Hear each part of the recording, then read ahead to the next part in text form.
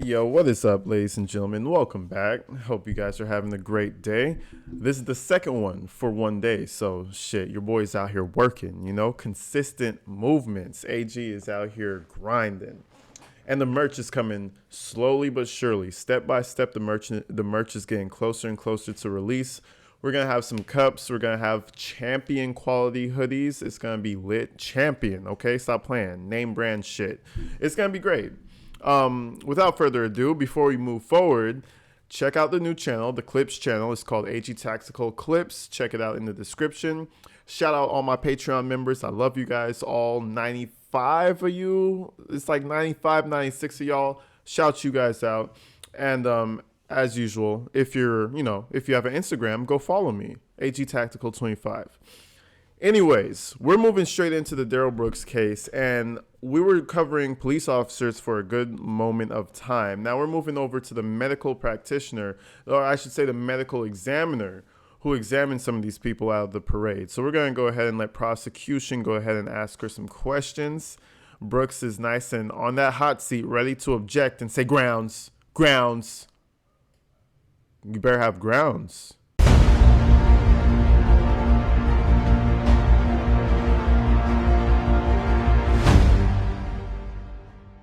Dr. Bitzricki, how are you employed? I'm the medical examiner for Waukesha County. How long have you been the medical examiner for Waukesha County? About 25 years. So in other words, forever. You could believe what she says because she's been the medical examiner for Waukesha County forever, pretty much. And can you briefly describe for the jury your education and training that you obtained prior to becoming the medical examiner? Yes. I went to medical school at the Medical College of Wisconsin. I did an internship in internal medicine. Then I did general pathology training, which is anatomic study of tissues, and clinical, which is laboratory medicine. 4 years of that at several different places, including the Medical College of Wisconsin, University of California, and Wilhelm Hospital. Oh, damn. She's been everywhere. She even sprinkled in a little bit of Cali in there. Shout out California. Woo woo. Damn. Okay. She's certified. Super certified. I did a fellowship in forensic pathology, which is the study of trauma and legal medicine in Detroit at Wayne County. And I did a year of cardiac pathology at Brigham and Women's Hospital in Boston. Thank you. Damn. Direct your attention to November 22nd, 2021. Did you perform an autopsy on a Tamara Durand? I did.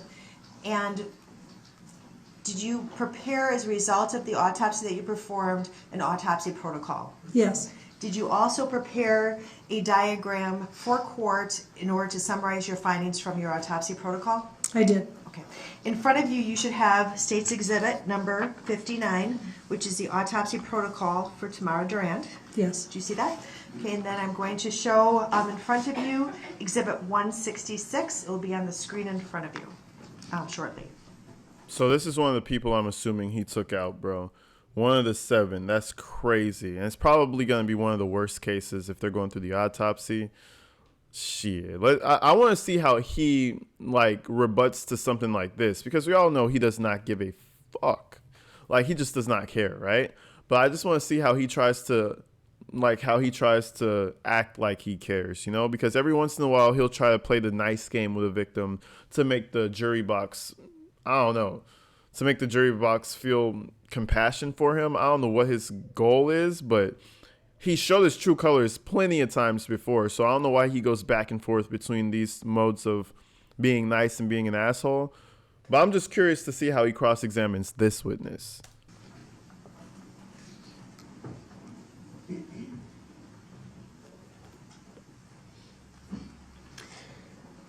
Ma'am, in looking at the screen in front of you, is that your diagram that you prepared for testimony today, which shows your summary of the autopsy protocol, the injuries to Ms. Durand? It is. Okay. Can you describe for the jury, well, first of all, when did you perform the autopsy on Ms. Durand? On November 23rd. And were you aware that this was as a result of an incident that occurred in downtown Waukesha on November 21st, 2021? Absolutely. Everybody knew. The whole city knew. That's what I'm saying. Even for the jury box, how do you find somebody who doesn't know about this case? But at the same time, you got to do it. It's got to be of your peers, right? Shit. Everybody knew about this case. Overruled. Her answer may stand. Did you go to the scene on November 21st, 2021? I was there. Okay. What were your findings with regard to Ms. Durand? She had two groups of injuries, I like to say. One is from the impact of the car with the body, and these injuries include the marks on her hips that you can see on the posterior. And I'm just going to ask the court, I apologize, permission to admit Exhibit 166 and 59 into evidence and permission to publish 166. Objection. The objection is noted. It is overruled. Exhibits 59 and 166 are both received. Permission to publish 166 is granted. I apologize. If you can start over with that testimony, they didn't have the diagram in front of them. There are two groups of injuries, which is typical in a pedestrian injury. One is from the impact of the car with the body, and the external evidence of that are the marks on the back of her hips, Damn. which I indicated their heights between 34 and 38 inches. There are abrasions and bruises, the red and blue marks. She's talking about the image on the right, on the back of her body. Even the back of her head, it looks like got hit. Damn. And those points of contact resulted in fractures of the pelvis on the right, which is indicated with green or dark lines across the pelvis on the skeleton picture. So the car struck her hip, broke her pelvis. The other injuries that are characteristic of pedestrian injuries are the small abrasions on her toes on the right. You see little red marks on the toes.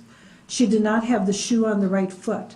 The impact of the car with the body pulls the foot out of the shoe. This is very characteristic of a pedestrian injury because of the force and velocity of that impact. The second group of injuries is when the person strikes the ground after that impact, and that's reflected by the laceration or red mark on the back of her head. Damn, then, she hit her head hard probably, bro. That shit is crazy. All from some psycho asshole who was driving through the crowd who's mad at his girlfriend, bro. And I don't even think it was because now that the case unfolds more and more, we're going through the case completely. I'm starting to realize it wasn't even because he was mad at her. He was so much of a pussy. He was so scared to get caught by the police with his priors, he decided to just drive through the parade. Like, how is that going to help your situation? They call the police on you, so you therefore drive through a parade because everybody's taking too long. Like, bro, just take the jail time. He would have went to jail for maybe a few years, maybe a few months. Like, now he's serving 7 life sentences plus like so many 100 years. That is the craziest sentence I've heard of in a minute. That's probably the craziest sentence we've gotten in my lifetime so far. Like, that's a crazy sentence right there. That's a stretch. You can die and come back 7 times, brother. You still ain't gonna be free. Reflected by a line on the skeleton diagram across the skull, which is a fracture from ear to ear at the base of the skull, and 2 fractures in the occipital area or back of the head, which you see in the posterior skeleton, which extend basically to the base of the spinal cord. Internally, corresponding to that impact with the ground, there was subarachnoid hemorrhage or hemorrhage covering the brain, and also a tear at the level of the brainstem from that impact. Also, from the ground contact are multiple rib fractures. On the left, they were the upper ribs. There's little marks near the scapula on the left, and mid ribs on the right. You can see the little marks there. And as a result of the impact that caused the fractures, there were also contusions of the lung bilaterally on the inside, and hemorrhage, we call retroperitoneal hemorrhage, which is the area around the kidney. I mean, she was dead by the brainstem tear. You know what I mean? A brainstem tear. I mean, that has to be like, that just has to mean you're dead, right? That's crazy. Brainstem tear. Then her lungs tore from the inside. That shit is what he ragdolled her. he completely just thrashed the body. That shit is wild, bro. And to think he did all that, he knows somebody has to be dead. I mean, he probably thought a lot more people were dead than there actually were. In my head, I'm like, only 7 people got killed? That seems like tens of 20s of people would get killed. You know what I mean? So in his mind, he has to know he's killing people, right? And he still doesn't stop. That's some deep shit right there. That's deep. No on the regard right for side. life. So they're 2 groups of blood trauma. And ma'am, I'm going to give you a pointer. I think it's hard maybe for the jury. I'm having a hard time seeing some of the dots Okay. on the skeletal diagram. Objection. Relevancy it is. Overruled. Grounds for the overrule. Relevant.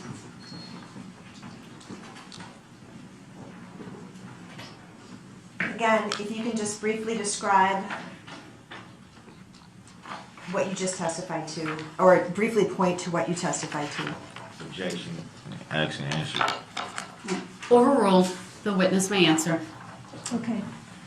So the first type of injury from the car, the skeletal, the fractures of the pelvis here, and the external marks here at the heights that I've indicated from the hood of the vehicle.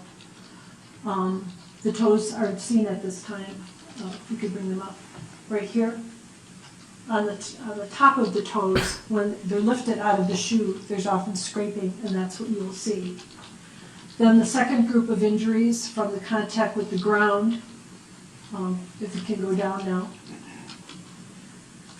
is a laceration to the back of the head from contact with the ground, a fracture across the base of the skull, ear to ear, fractures to the back of the head on the right and the left, and internally subarachnoid hemorrhage and the brainstem tear.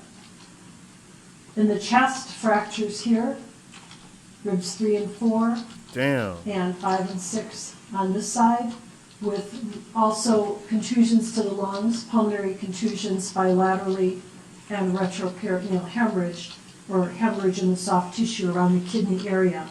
And just because it's flipped, this kidney area, the right kidney, is in this area of the skeleton, right above the areas of the fractures of the pelvis. So basically, he just shifted all her organs everywhere. He just man. I don't even know how she was able to document all this damage in that type of order. I guess that's why she gets paid the big bucks. I guess that's why she's been there for 25 years. But me, I would just look at that and be like, damn. You know what I mean? Like, death on impact. But what I'm trying to figure out is what actually killed her. I know that brainstem tear had to be the end of it, but shit, I hope she wasn't really around for all this other stuff, to be honest. You have measurements on the third diagram from the left-hand side.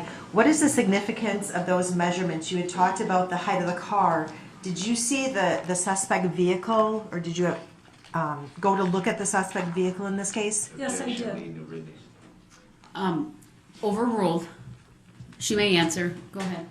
I did. On November 23rd, I went to Fleet in the county complex where the car was being held, and I examined the car, looking for points of contact between the car and the pedestrians. And I also looked at the configuration of the vehicle, like the height of the hood, what the wheels look like, what the tires look like, where the bumper was, where the damage was, and took multiple pictures. And with the observations that you made on the third diagram from the left and those measurements, that would be consistent with the measurements taken of the hood height of the suspect vehicle? Yes, it's typical of the more SUV type of configuration of a car. I mean, a very low sports car would have the hood would be low and the bumper, and if a bumper protrudes, then the bumper might be the leading edge. But SUVs have kind of a flat front and a higher hood.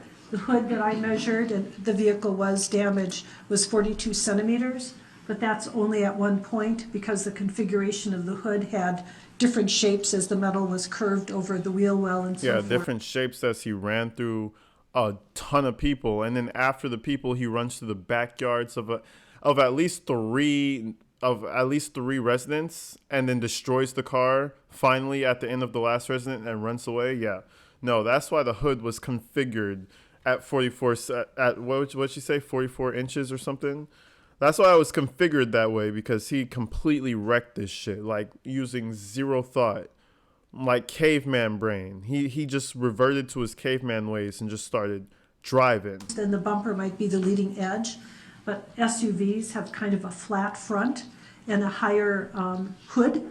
The hood that I measured and the vehicle was damaged was 42 centimeters. 42 but that's centimeters. only at one point because the configuration of the hood had different shapes as the metal was curved over the wheel well and so forth. So these measurements, 38 and a half, 37, 32 and a half, are pretty good for the height of a SUV type vehicle at the point of contact at the pelvis. Thank you. We have a seat. Ma'am, can you describe for the jury the fatal injuries that were suffered by Ms. Durand? The head injuries, the brainstem injury was quite severe. What did I tell you? The brainstem. I mean, that's everything that connects the whole computer to the body. Once that's fucked up, you're out of here, because your heart is down here, your brain is up there. The computer needs to talk to the heart. After that, it's game over. So shit. That would alone be fatal. The pulmonary injuries and the rib fractures could also alone be fatal, causing respiratory compromise. And the pelvic injuries could alone be fatal, causing hemorrhage. So she died of multiple blunt trauma, but each area of injury was quite severe in and of itself. Would that be consistent with her being struck by a moving SUV weighing in excess of 3,300 pounds? Absolutely. It's overruled. She may answer.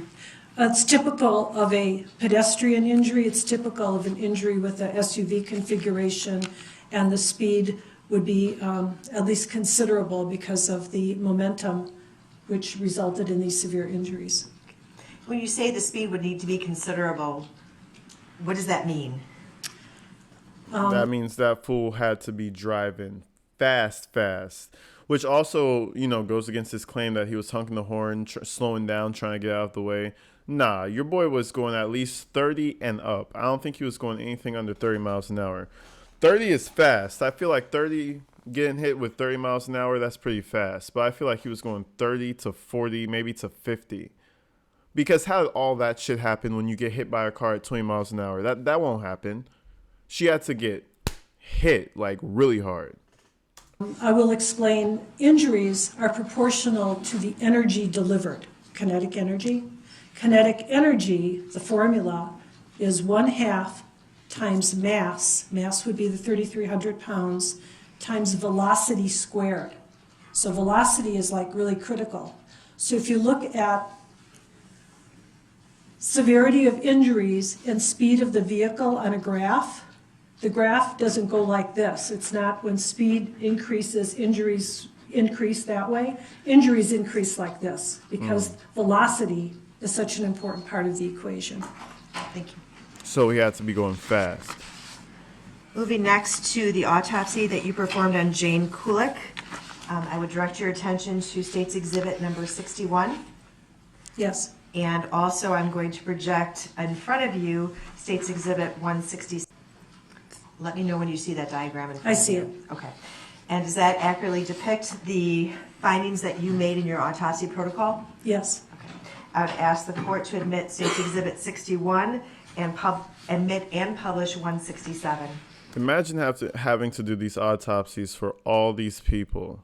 I mean, I know she must be numb to it, but just, one event, you were in the event, you were participating, and now you have to do autopsies on 7 people. I don't know if she did all 7, but she's doing autopsies on a lot of people. This is number 2. Where's 61? Objection, where's 61? You should have that. It's not been on the screen. It was provided to you previously. That'd be the autopsy protocol for Jane Kulik. All right, Exhibit 61 is received. Exhibit 167 is received, and permission to publish is granted. Now, ma'am, directing your attention to November 23rd of last year, did you perform an autopsy on Jane Kulik? I did. And can you describe your findings during that autopsy. And if you can use Exhibit 167 as well as the pointer and the screen to your right. Okay. So Ms. Kulik had 3 types of injuries. Damn. She had the first kind we discussed. Now these- look at this shit, guys. You can't tell me this guy was on some like, why, bro? That shit is crazy. She had a hella road rash. Just liver lack, was that? Just damn, bro. Struck by the vehicle. We have an impact to the left hip here at 39.5 inches, and we have pelvic fractures on the left here. We have injuries to the tops of the toes. Now, she had no shoes when I saw her, but the sock on the left foot was torn right in the area of the toes. Also, And there's everybody got knocked out of their fucking shoes, which is crazy to me. Apparently that's characteristic, but damn, you get knocked out of your shoes. That's how hard you got hit. And he's trying to say he was going under 35 miles an hour? Nah, bro. He was at least going 40, 50. Like, they got hit. an abrasion to the top of the foot. That would be considered with being taken out of her shoe. So that's from the car impact. Then second, we have injuries from hitting the ground. We have a laceration to the back of the head. And we have some abrasions on the left side of the face and the nose area. The third type of injury she has is being run over by a tire.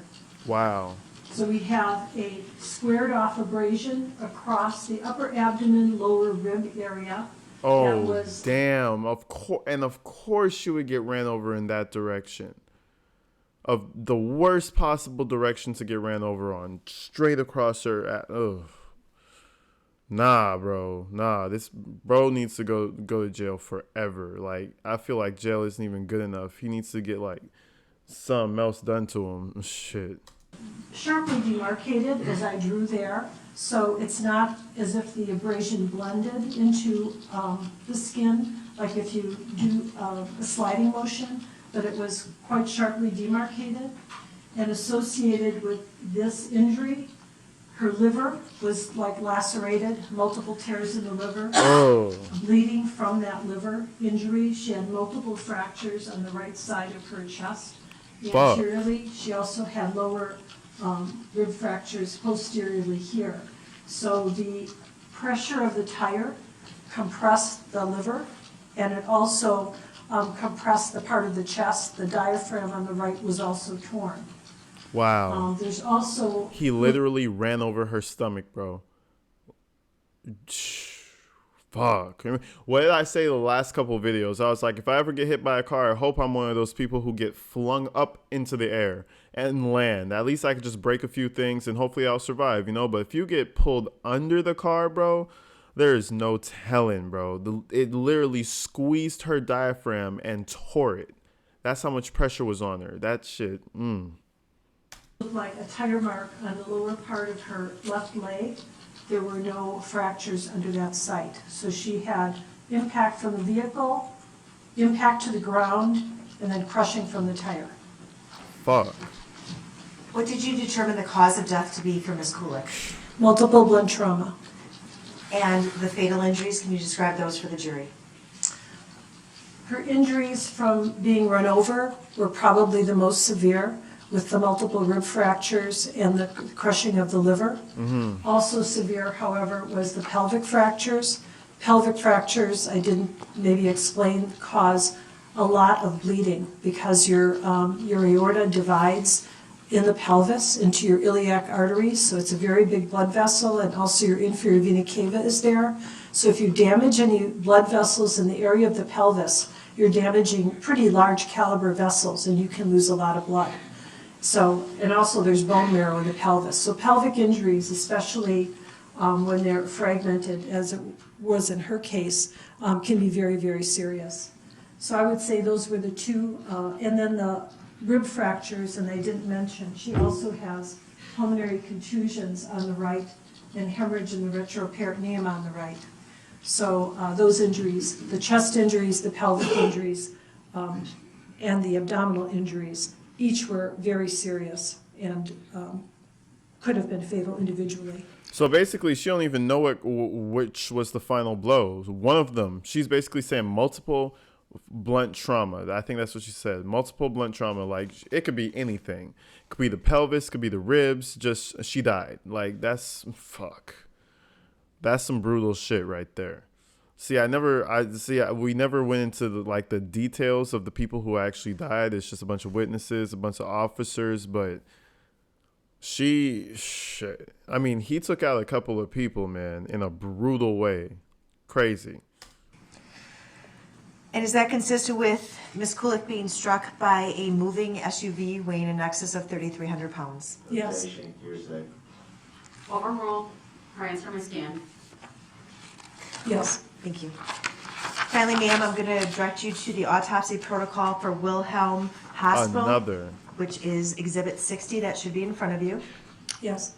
I'm also, did you prepare? You know what's crazy? You know what's crazy about Brooks, though? Whenever it gets to the deeper testimonies and like the heavier shit, I feel like it's affecting him because he's not even objecting and, fighting as much. It's kind of hitting him. It's like, damn, I did all that shit to that lady. Like, damn, I did that. I did all that to this woman. I swear it's affecting him because you barely hear him objecting. Most of the time, he'll just object his ass off until he's out of breath. He can barely breathe. He's objecting. He literally gave 3 objections so far. I swear it's hitting him. Diagram documenting your findings through the autopsy protocol. Yes. And I'm going to show you what's been marked as State's Exhibit 168. Yes. Okay. I'd ask the court to admit Exhibit 60, which is the autopsy protocol, as well as Objection. the diagram contained in Exhibit 162. Or 168, I'm sorry. Nope, no objection. See what I'm And saying? permission to publish 168. It's hitting him, bro. He's like, damn, I did all that shit. Noted, it's overruled. Exhibits 60 I and was talking. This man literally did it under his breath. Objection. Objection. This man. This child. Noted, it's overruled. Exhibits 60 and 168 are both received. Permission to publish. Exhibit 168 is granted. What was the first one? 60. And ma'am, did you perform an autopsy on Wilhelm Hospital on November 22nd, 2021? I did. And can you explain for the jury your findings that are contained on Exhibit 168? Yes. Man, bro, this guy died too. Back of his ribs. I bet you he got run over. He got run over like over his body because look at the back of his ribs or the back of his pelvis. Anyways, let's let the professional talk. Let me shut up. Some people say I talk too much in my videos. Man, what's the point of a reaction channel if I'm not talking? You know what I mean? The original video, you can go watch 5 hours of Law and Crime if you'd like, or you can get the highlights that I so graciously put together for you. Just saying. Hospital had similar types of injuries from the impact of the car. He had a very rectangular shaped bruise, 42 inches above the heel to the back of the left hip. And he also had a bruise above, right around the back of the knee, slightly above and slightly below, but extending between 16.5 and 24 inches above the knee. This hip bruise corresponds to the fractures of the left side of the pelvis, right here. He also had foot injuries. Instead of the toes, he had marks to the back of both heels, and that could be because of the type of footwear. Again, I saw Mr. Hospital without clothing, so I did not see the shoes. They were taken off at the hospital because he had surgery, but he did have injuries that we often see in pedestrians as well, whether the shoes were taken off or just the friction from being struck. Then he had the injuries from hitting the ground, which were lacerations and abrasions to the head on the right side and on the back. And the result of that was a fracture on the right side of the head. But this is Everyone so far that he hit, they hit their head on the concrete, and that shit just made shit worse, bro. I'm getting the itches from this shit. Like, that shit is man, look, check your surroundings, man. I don't give a fuck if it's a parade, if it's a shut down street. You know, there's 50 cops in the area. Look out for you, man. Look out for you. Don't trust nobody else to be looking out, because some shit like this gets to happening. Shit, you gotta be aware at all times. I'd be damned if I get ran over. Ugh. And I didn't even see it coming. Like, nah, bro, that's terrible. It's horrible. Kind of also interesting and shows how this injury occurred. The fracture's on the right side of the head, but the bruise to the brain and small subdural is on the left side of the head. That's called contre-coup. And that type of injury occurs in a moving head injury. So his head was moving, hit the ground on the right, caused the bruise on the left because of the rebound of the brain striking the skull. So he had injuries from being struck by the car and injuries from hitting the ground. Damn. Now, you testified, first of all, about the injuries to the back, the second diagram from the left, and the height of those injuries. Are there any relevance of the height of those injuries as well as the measurements that you took of the suspect vehicle, which was a red Ford SUV? Yes. Escape? When I measured the side of the hood, I got 42 inches. There's a picture with a tape measure showing that. So that corresponds well to the height of this particular pattern injury.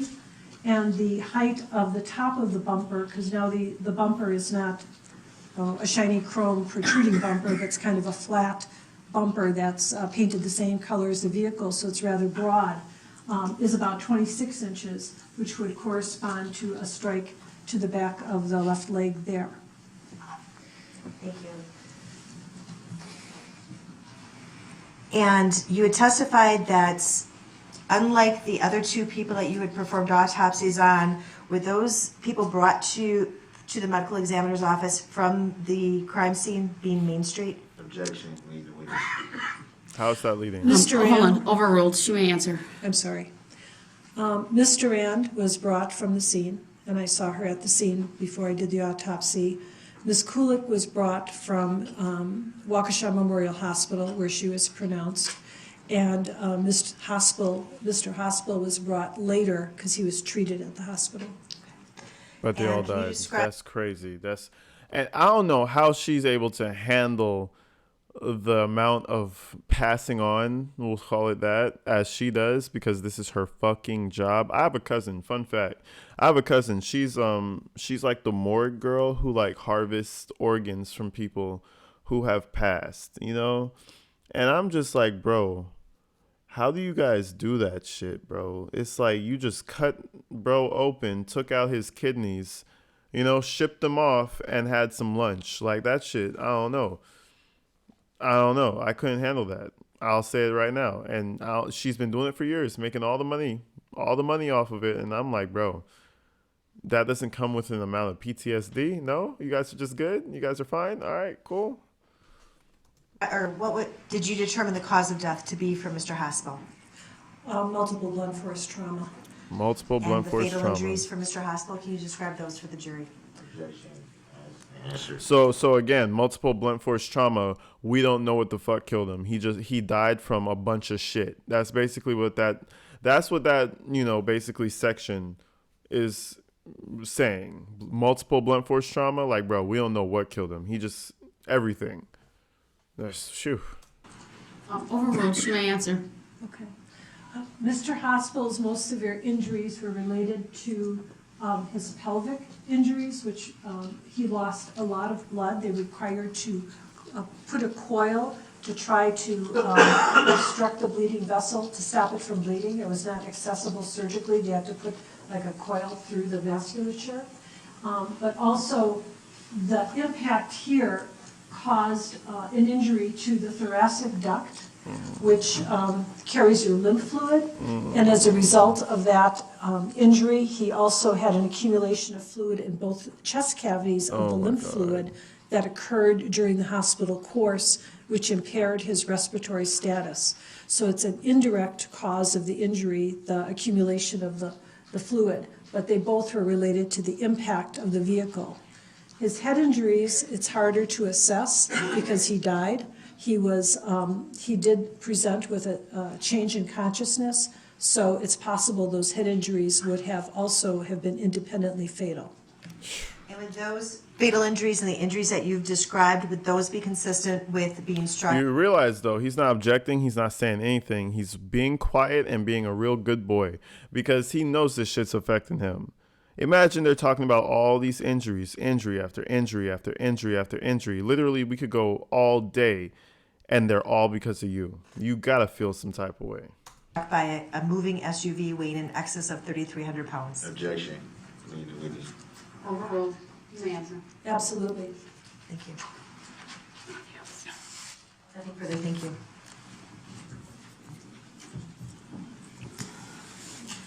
Any questions for this witness? I do. Sure, I do. Of course he does. All right, people. That's pretty much it for today.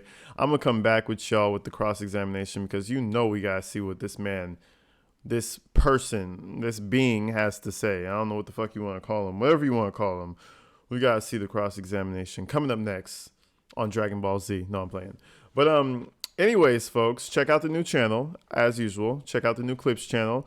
Shout out my Patreons. I love you guys. Appreciate every last one of y'all. And I will see you guys in the next one. Make sure you stay inside, stay safe, and I'll catch you later.